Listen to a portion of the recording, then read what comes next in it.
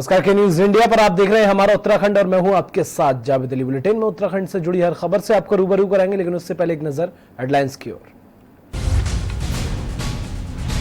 चारधाम मंदिर परिसरों के होंगे ऑनलाइन दर्शन। देवस्थान प्रबंधक बोर्ड की पहली बैठक में सीएम ने दिए निर्देश, गर्भगृह छोड़कर शेष परिसर को दिखाया जाएगा ऑनलाइन। उत्तराखंड में कोरोना मरीजों की संख्या में इजाफा। देवभूमि में 173 हुई कोरोना मरीजों की संख्या। 20 नए मामले सामने आने से मचा हड़कंप। 25 मई से एयर ऑपरेशन की सभी तैयारियां पूरी। जॉलीग्रांट एयरपोर्ट पर पूरी हुई सभी तैयारियां। पंतनगर और दिल्ली के लिए शुरू हो सकती हैं फ्लाइट्स। नगर निगम परिसर में पार्षदों की एंट्री पर बैन। एमएनए के फरमान से नाराज हुए पार्षद। नाराज पार्षदों ने एक साथ सौंपा इस्तीफा। कोरोना के चलते सूना पड़ा Lachhiwala nature water park. One विभाग को झेलना पड़ रहा भारी आर्थिक नुकसान। पार्क से जुड़े तमाम लोगों को रोजगार भी प्रभावित। फायर सीजन में वन विभाग हुआ सक्रिय। सड़कों के किनारे में की जा रही कंट्रोल वार्निंग। रोजाना क्षेत्र में टीम रख रही नजर। आप देख रहे हैं के न्यूज, खबरों का सारथी। तो बुलेटिन का आगाज करेंगे बड़ी खबर के साथ। आपको बता दें, कोरोना को लेकर यह खबर उत्तराखंड से आपको बता रहे हैं। उत्तराखंड में नहीं थम रहा कोरोना मरीजों की संख्या। उत्तराखंड में लगातार कोरोना का कहर जारी है। लगातार बढ़ रहे कोरोना संक्रमित मरीज। बड़ी खबर आपको बता रहे हैं, प्रदेश में कोरोना पॉजिटिव की अब जो संख्या है वो 173 हुई है। आज सुबह से 20 केस सामने आए हैं। बड़ी खबर कोरोना वायरस को लेकर आपको उत्तराखंड से बता रहे हैं। उत्तराखंड में नहीं थम रही कोरोना मरीजों की संख्या। लगातार बढ़ रहा कोरोना मरीजों का आंकड़ा, और अब जो आंकड़ा है वो आंकड़ा 173 हो गया है। कोरोना मरीजों का लगातार पॉजिटिव केस सामने आ रहे हैं। आज सुबह ही 20 केस सामने आए हैं। और चंपावत में भी कोरोना ने अपनी दस्तक दे दी है, जहां अब तक ग्रीन जोन में शामिल टनकपुर में 7 लोगों में कोरोना की पुष्टि हुई है। वहीं बीते 3 दिन पहले चंपावत स्वास्थ्य विभाग ने बाहर से आए 39 कोरोना संदिग्धों के सैंपल लिए थे, जिसमें 32 की रिपोर्ट नेगेटिव आई थी, लेकिन 7 की रिपोर्ट पॉजिटिव आने से हड़कंप मच गया। बता दें, ये सभी प्रवासी मुंबई और गुरुग्राम और दूसरे महानगरों से टनकपुर पहुंचे थे।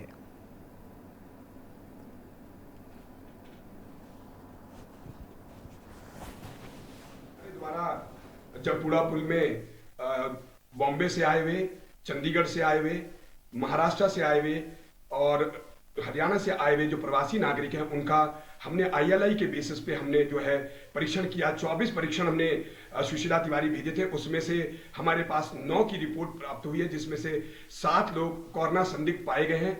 कोरोना संदिग्ध मरीज वो हमने जो है TRC टनकपुर में हमने क्वारंटीन, आइसोलेशन क्वारंटीन में रखा हुआ है।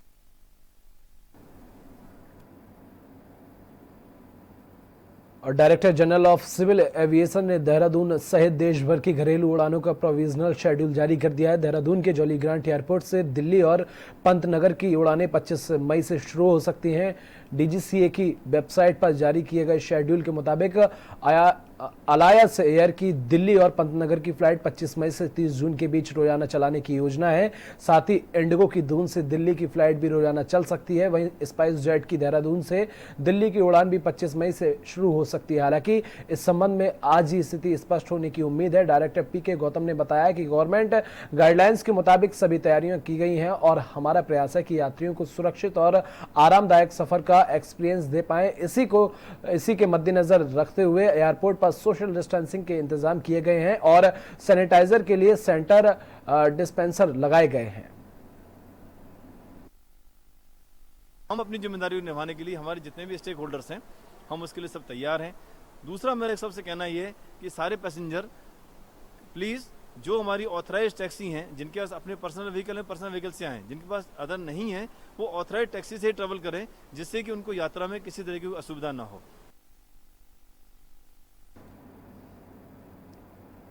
और उत्तराखंड प्रवासियों की घर वापसी का सिलसिला लगातार जारी है। लगातार सरकार के प्रयासों से प्रवासी मजदूर वापस आ रहे हैं। आपको ग्राफिक्स के जरिए दिखाते हैं ये पूरी जानकारी। उत्तराखंड प्रवासियों की घर वापसी का सिलसिला जारी। अब तक 1,44,000 से ज्यादा लोग आ चुके हैं उत्तराखंड। 2,42,000 से ज्यादा लोगों ने कराया है ऑनलाइन पंजीकरण। दिल्ली से अब तक 52,000 से ज्यादा लोग आ चुके हैं उत्तराखंड। हरियाणा से 22,000 से ज्यादा लोग उत्तराखंड आए। राजस्थान में 8,000, गुजरात से 7,000, महाराष्ट्र से भी 7,000 प्रवासी घर लौटे हैं। उत्तराखंड से अन्य राज्यों में भी गए हजारों लोग। उत्तराखंड से अन्य राज्यों में जाने के लिए भी 45,000 से ज्यादा लोगों ने कराया है ऑनलाइन पंजीकरण। उत्तराखंड से अन्य राज्यों में अब तक जा चुके हैं 37,000 से ज्यादा लोग।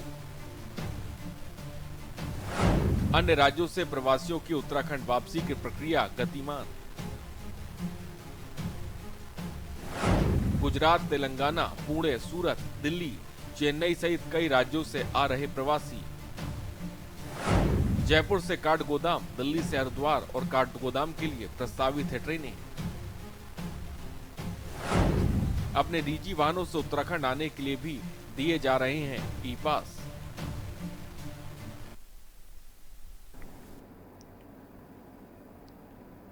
और विकासनगर क्षेत्र में लॉकडाउन के चलते फंसे हुए लोगों का आवागमन जारी है, जिसमें स्थानीय जनप्रतिनिधि अपनी अहम भूमिका निभाते हुए नजर आ रहे हैं। इसी क्रम में विकासनगर से 14 प्रवासियों को चिकित्सकीय परीक्षण के बाद उनके गृह क्षेत्र बलिया जिले के लिए रवाना किया गया।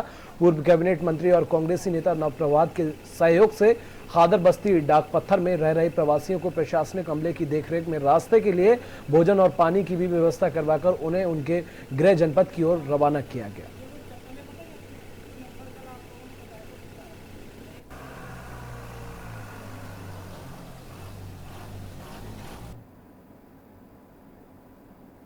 अल्मोड़ा में करोड़ों लोगों की लागत से बनने वाली पेयजल योजना का कार्य अधर में लटक गया है। अल्मोड़ा शहर में ग्रामीण लोगों की पेयजल समस्या से निजात दिलाने के लिए कोसी नदी से कपिलेश्वर पंपिंग योजना बननी थी, जिसमें कोसी बैराज से विक्टर मोहन जोशी जलाशय तक नई पाइपलाइन के लिए 2,546 लाख धनराशि अब मुक्त होने के बाद टेंडर नहीं हो पा रहे थे। वहीं कपिलेश्वर पंपिंग योजना जो कि 118 करोड़ की लागत से बननी थी, उसे भी लॉकडाउन के कारण भारत सरकार से स्वीकृति नहीं मिल पाई है। वहीं जल निगम के अधिकारियों का कहना है कि यहां पर 2 बड़ी पेयजल योजना बनानी थी, लेकिन लॉकडाउन के कारण इनकी प्रगति नहीं हो पा रही है, जबकि विभाग के पास धनराशि आ चुकी है।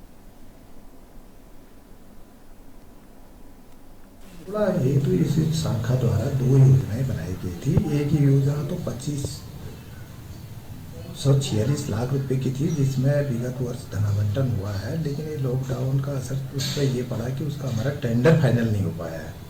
टेंडर फाइनल उसका हो जाए तो हम उस पर कार्य प्रारंभ करें।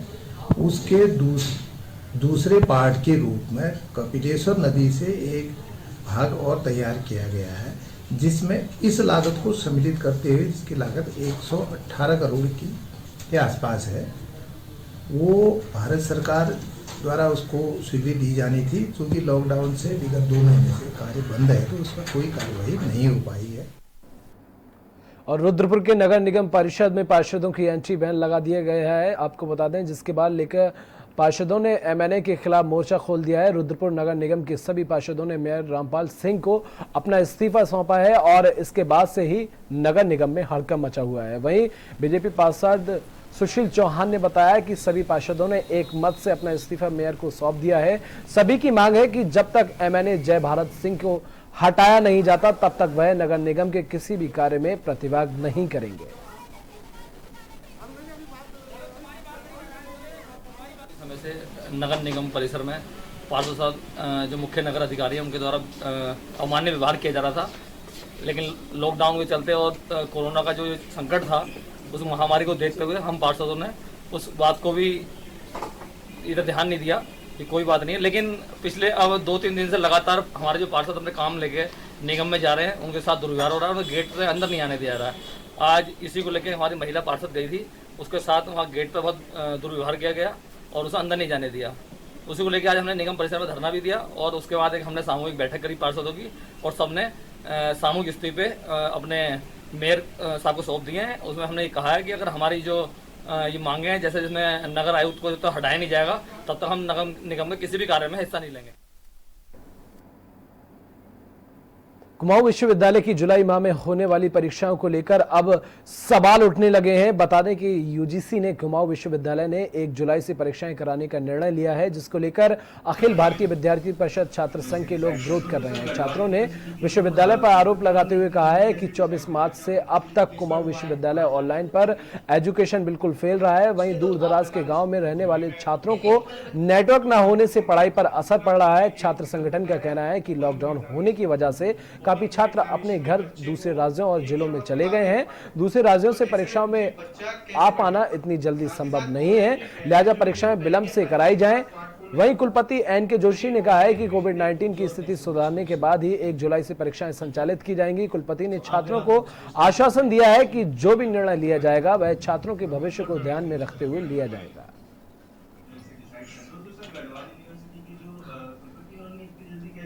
कल ही हमें शासन से एक पत्र प्राप्त हुआ है जिसमें शासन ने ये कहा है कि 1 जुलाई से बच्चों के एग्ज़ाम को स्टार्ट किया जाए, कैरी ओवर कर दिया जाए, या हम बच्चों को जो 50% इंटरनल मार्क्स पे 50% हमारे जो हैं प्रीवियस ईयर के मार्क्स पर लिया जाए, इस पर विचार किया जाएगा। 24 मार्च से जब लॉकडाउन स्टार्ट हुआ है तब से लेकर आज तक विश्वविद्यालय ने ऑनलाइन एजुकेशन के ऊपर जोर दिया है, जो कि बिल्कुल एक कंप्लीट फेलियर है, क्योंकि बच्चों से ऑनलाइन क्लासेस के नाम पे उनको पीडीएफ दिया जा रहा है, एक पेपर में लिख करके नोट्स दिए जा रहे हैं। एक्स वाले स्टूडेंट्स ऐसे हैं जिनको अगर कोई फॉर्मूला समझना हो तो क्या वो पीडीएफ या किसी भी माध्यम से समझ पाएंगे जब तक उनकी वर्चुअल क्लासेस ना हो। ऐसे ही अन्य जो सब्जेक्ट्स के बच्चे हैं उनके संग भी ये भेदभाव हो रहा है। मांगे ये है कि 2nd और 4th सेमेस्टर के जो बच्चे हैं उन लोगों के ऊपर एग्जाम्स ना थोपे जाए, उनके लिए कैरी ओवर करा जाए ताकि उन बच्चों के संग खिलवाड़ ना हो। और सरोवर नगरी नैनीताल में गर्मी के बढ़ने के साथ ही नगर के समीपवर्ती मनोरा रेंज में वन विभाग सक्रिय हो चुका है। जंगलों में आग की घटनाओं को रोकथाम के लिए कई दिनों से नैनीताल हल्द्वानी सड़क के किनारों में कंट्रोल वार्निंग की जा रही है। वन विभाग कर्मचारी द्वारा वल्दी याखान और पटवांडगर सड़क में वन विभाग की टीम द्वारा कंट्रोल वार्निंग की गई। मनोरा रेंज में तैनात वन दरोगा दया किशन तिवारी ने बताया कि टीम द्वारा रोजाना क्षेत्र में नजर रखी जा रही है। साथ ही सड़क के दोनों तरफ के पिरूल व पत्तों को एकत्र कर जलाया जा रहा है ताकि राहगीरों द्वारा चलते जलती बीड़ी सिगरेट फेंकने पर आग लगने की आशंका कम हो। उन्होंने बताया कि 7 से 8 लोगों की टीम बनाकर काम किया जा रहा है, जिनमें एक वन रक्षक, एक वन दरोगा व फायर वॉचर तैनात किया गया है।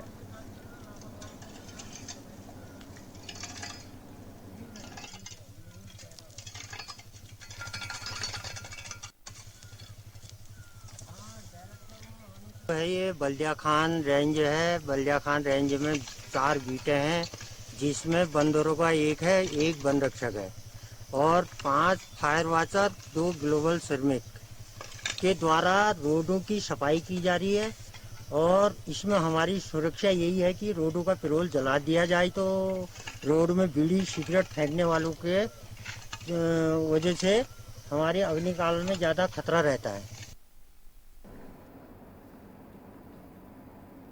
और कोरोना आपदा के चलते देश और राज्य को भारी आर्थिक नुकसान हुआ है। जहां अभी भी कोरोना के कई मामले सामने आ रहे हैं तो वहीं राज्य सरकारें तमाम तरह की ढील भी दे रही हैं, लेकिन मनोरंजन वाले सार्वजनिक स्थल पार्क अभी भी बंद हैं, जिस कारण इस बार पर्यटक लच्छीवाला के प्रसिद्ध नेचर वाटर पार्क का ना तो दीदार कर पाएंगे और ना ही गर्मी की तपिश मिटाने वाटर पार्क आ सकते हैं। बता दें कि पिछले साल लच्छीवाला में राज्य और बाहरी प्रदेशों के हजारों की संख्या में पर्यटक लच्छीवाला पहुंचे थे, जिससे वन विभाग और सरकार को अच्छी खासी कमाई हुई थी। लेकिन इस बार गर्मी का सीजन कोरोना आपदा की भेंट चढ़ गया, जिससे पार्क से जुड़े तमाम लोगों का रोजगार भी प्रभावित हुआ है।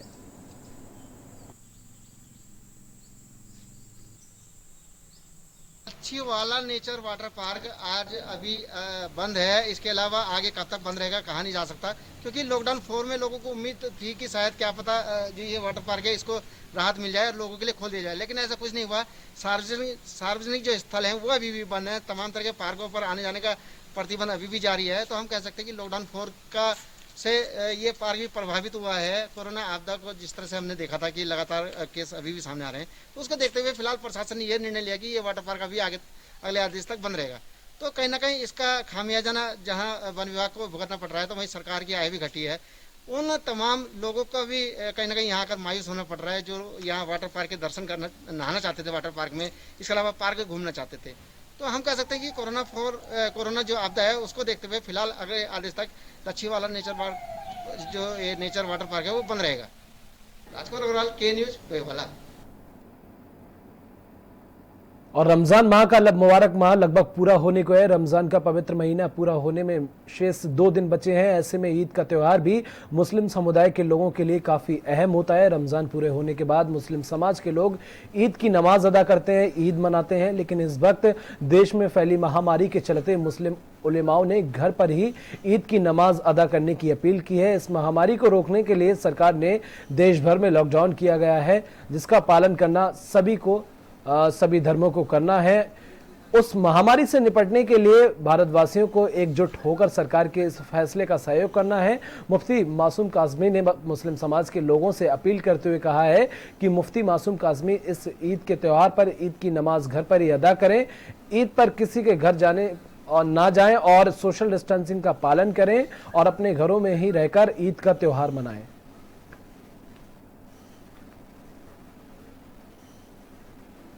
लॉकडाउन में जो MHA का गाइडलाइंस बहुत क्लियर कट है कि कोई भी धार्मिक या राजनीतिक या सामाजिक जो फंक्शन है वो नहीं होगा। सो अभी तक किस प्रकार का व्यवस्था चली आ रही, वो व्यवस्था जो है आने वाले त्यौहार में भी रहेगा। विभिन्न थाना क्षेत्र विभिन्न तारीखों में जो है बात कर रहे हैं, हमें इनका द्वारा भी आश्वासन दिया गया है कि जो नियम जो अभी दिया गया उसका पालन करेंगे। उसके अलावा जो है देवबंद ने सब फतवा जारी किया है। ईद का त्यौहार आने वाला है। ईद का त्यौहार मुस्लिमों में सबसे बड़ा त्यौहार माना जाता है, लेकिन इस बार जो ईद है वो लॉकडाउन में आ रही है। पूरे देश में लॉकडाउन लागू है। सरकार भी अपील कर रही है कि ज़्यादा भीड़ इकट्ठा न होने दे, लेकिन ईद मुस्लिमों का सबसे बड़ा त्यौहार है। ईद की नमाज इस बार किस प्रकार पढ़ी जाएगी, इस विषय में आज हम बात करेंगे शहर काजी मुफ्ती मासूम काज़मी साहब से।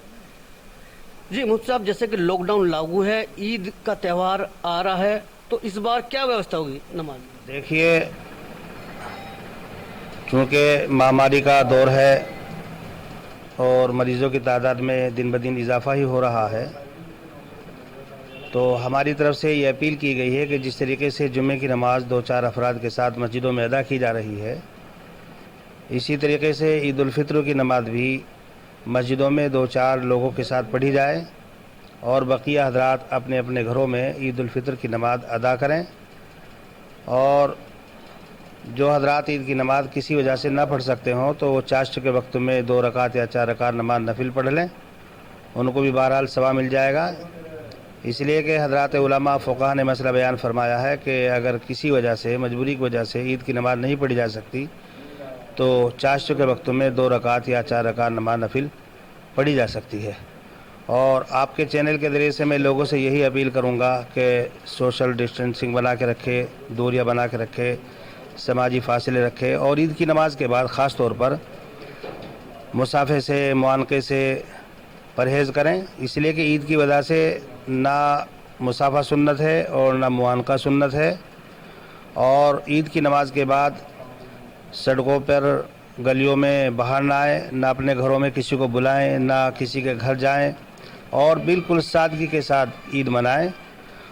जैसे हमारे यहाँ ईद के मौके पर पकवान का एक सिलसिला होता है, उस पकवान के सिलसिले को बंद करें, मुख्तसर से मुख्तसर तरीके पर और बिल्कुल सादगी के साथ ईद मनाने की कोशिश करें। यही मैं आपके चैनल के ज़रिए से लोगों से अपील करूँगा। तो ये थे मुफ्ती मासूम काज़मी साहब। इनका यही कहना है कि ईद की नमाज इस बार घरों में ही पढ़े जैसे और नमाज अब तक आप पढ़ते आ रहे हैं, और ईद जो है वो सादगी के साथ ही मनाएं, सड़कों पर न घूमें और सरकार द्वारा बताए गए दिशा निर्देशों का पालन करें। के न्यूज़ के लिए अकील अहमद, मंगलोर। वक्त एक छोटे से ब्रेक का, बहुत जल्द हाजिर होंगे।